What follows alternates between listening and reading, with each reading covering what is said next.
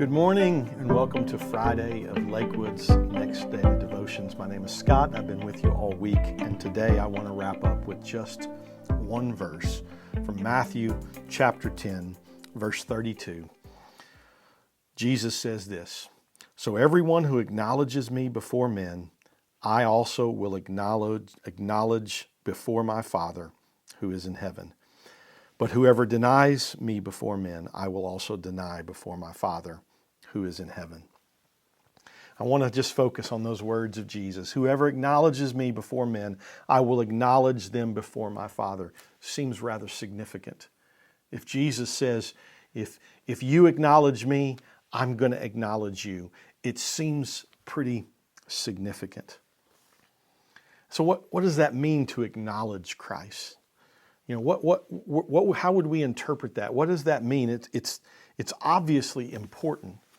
And, you know, at first, maybe we think of it in terms of, you know, coming to Christ at some point in our life. And lots of times in a church setting, what that looks like is that we walk an aisle and we come down in front of the church and we make our great confession of faith.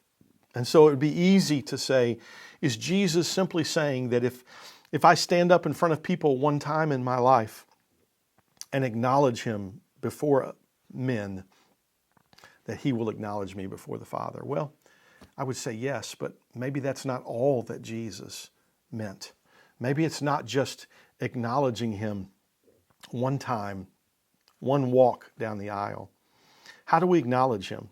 What's that look like in our lives day in, day out? Let me just share a few things it might mean. I would say this.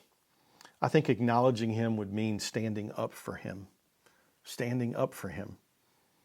I can remember a time years ago when I was probably in 9th grade, and my youth minister, and happened to be right here at Lakewood, my youth minister was a guy named Ricky High.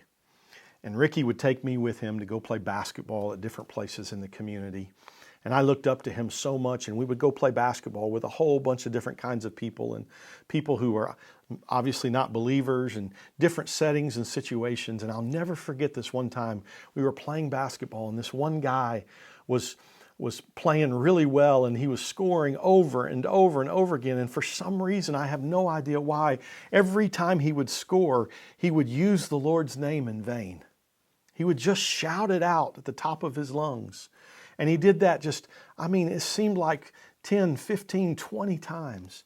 And I remember when that game ended, standing there as my youth minister, who I looked up to so much, walked over to this person and in such a loving way asked him if he would not use the Lord's name in vain after every basket that he made. And I just was amazed at the graciousness and the way that he communicated to this man, but I was also amazed by his willingness to stand up for his Lord and Savior.